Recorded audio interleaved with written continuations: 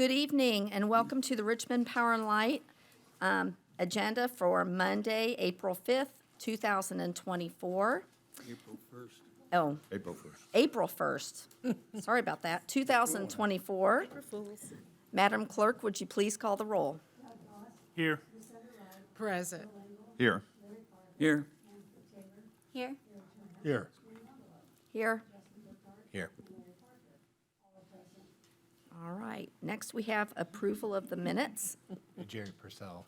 Oh, Jerry Purcell, did she, I don't think so. No. No. are you here, Jerry? Sorry. Okay. All right. Yes. He's here. Sorry. Okay, we have approval of the minutes. Madam Chairman, Yes, sir. if there are no additions or corrections, I move for approval as received. Second. We have a motion and a second. All those in favor, say aye. Aye. Any opposed? Motion carried. Next, we have bills to be approved. Madam Chairman, Yes, sir. Finance Committee has reviewed the bills and moved for the approval of $9,096,042.40. Second. We have a motion and a second to approve the bills in $9,096,042.40. All those in favor say aye. Aye. Any opposed? Motion carried. We have no remarks from the chairman and no unfinished business, so we'll move to the report from the general manager. Good evening, everyone. Good evening, Good Tony. evening. We have a few things on the agenda tonight. Most of them are bidding related. The first one is the request to award the bid on the new Class 7 Super Duty bucket truck as previously approved in the 2024 budget. We did have two bidders that, as we reported when we opened bids at the last meeting. The first was from Southeastern Equipment Company. After trade-in, their bid was $248,500. Estimated delivery date of immediately. Alltech Industries, they had a bid of $200,002 with an estimated delivery date of April 27th, 2024. So this was a little too good to be true because everything's been taking years recently. So we did reach out to the low bidder, which was Alltech, and this is the email we received back. Yes, the build will start the middle of this month and be complete by the end of April 2024. So Wow. Wow. that's a good thing. So what we are requesting tonight is to award the bid to Alltech Industries in the amount of $200,002 for the new bucket truck as previously approved in the budget. Okay. Do we have a motion? So moved. Second. We have a motion and a second. All those in favor say aye. Aye. Any opposed? Motion carried.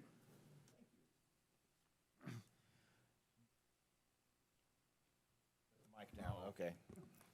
All right, the next thing on the agenda is a request to open bids on a new electric tow motor for the line department as previously approved in the 2024 capital budget. We do have a 1982 Heister J30 tow motor to trade in.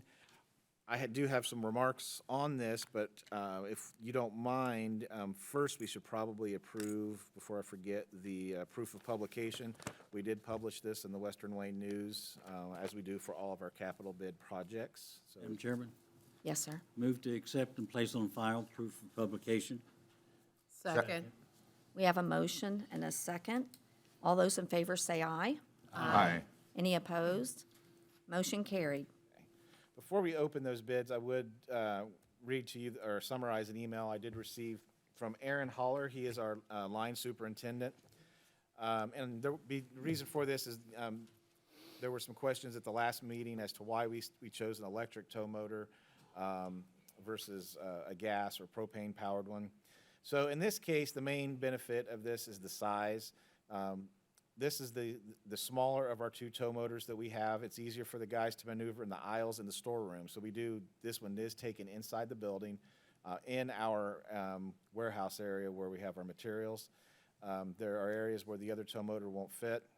The electric one has been a lesser cost to maintain over the years.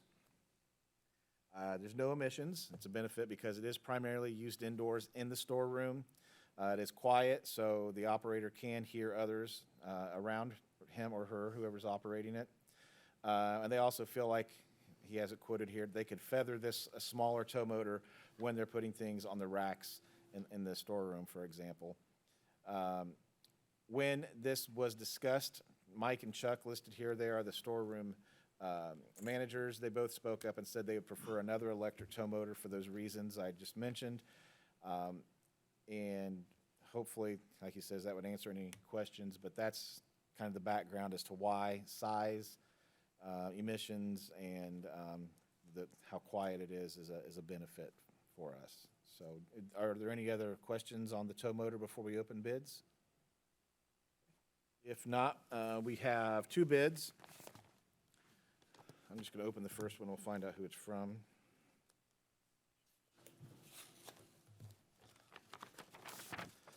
First bid is from MH Equipment Company in the amount of $43,255.73. That's after offering us $500 trade-in.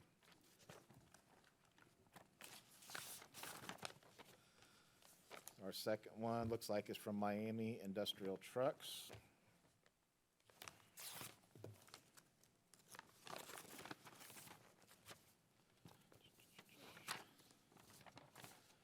All right.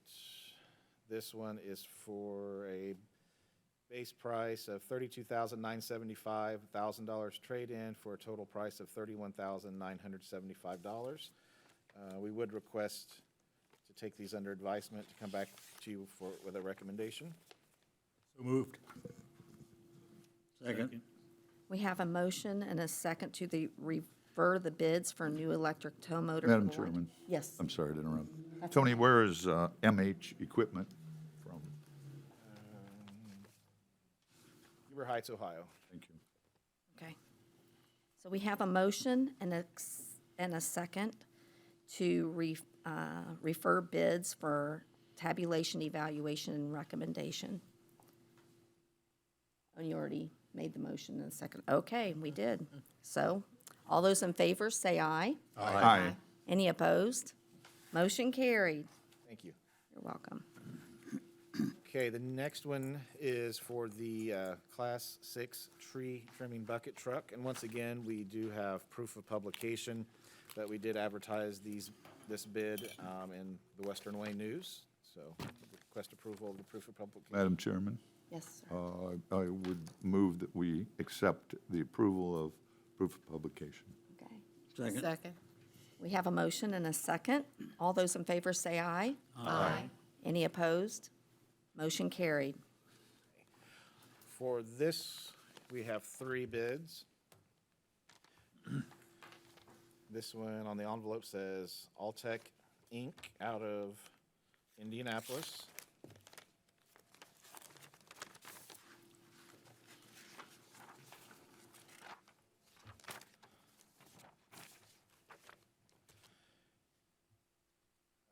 Base bid $179,744 with a trade-in of $26,000 for a total price of $153,744 with another estimated delivery date of May 2024. So maybe things are turning around in this That's awesome. world Wow. of vehicles. So, Wonderful. the first one. This next one is from Southeastern Equipment, and they have Indy in parentheses on the cover.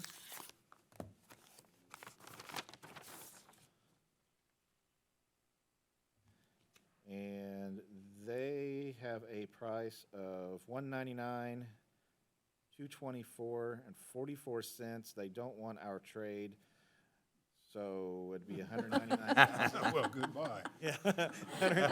So it would be $199,244.44. They have 2 units in stock. Funny. And finally, Terex Utilities out of Watertown, South Dakota is what this says. That might be corporate headquarters or something, but we'll take a look here.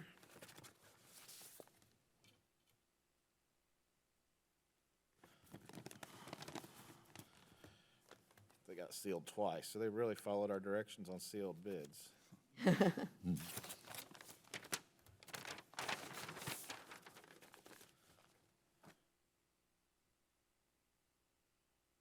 They have a bid of $267,255.37. They're offering us a trade of $25,500 for a total price of $241,755.37. And trying to see if they have a local office closer than what it said on here, but it just says Watertown, South Dakota. But anyway, that's our third bid for the bucket truck for the tree trimmers. And we'd request permission to take those under advisement. So moved. Second. We have a motion and a second to refer the bids. All those in favor say aye. Aye. Any opposed? Motion carried.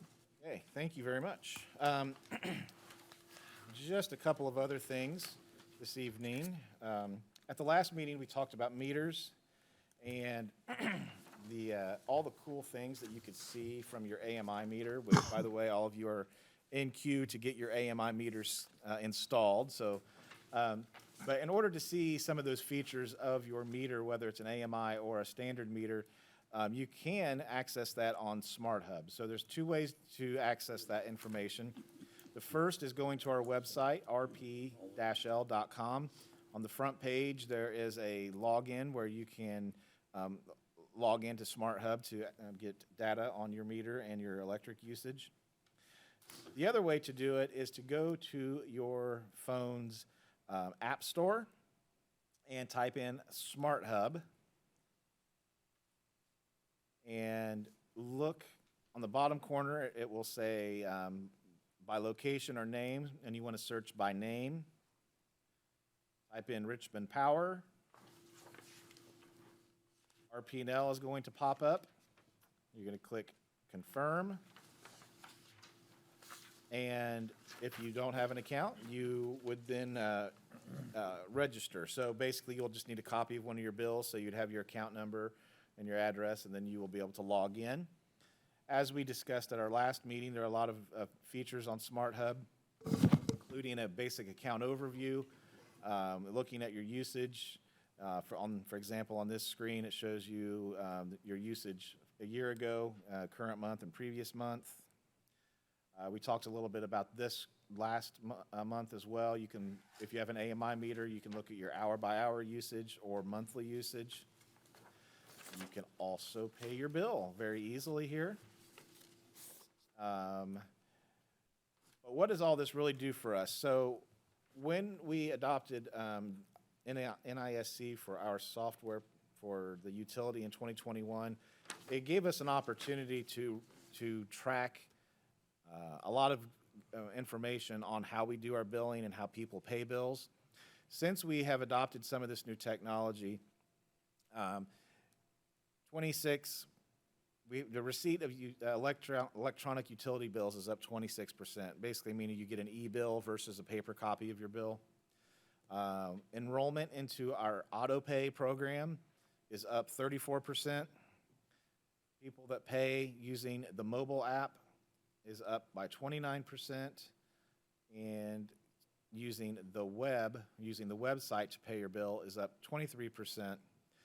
So overall, our mailed bills are down 5%, which is approximately 824 bills, which doesn't seem like a lot, but when I calculate that up against what it costs to send each bill, we are saving about $7,500 a year right now with these slight changes with people getting electronic bills, paying their bills online and things like that.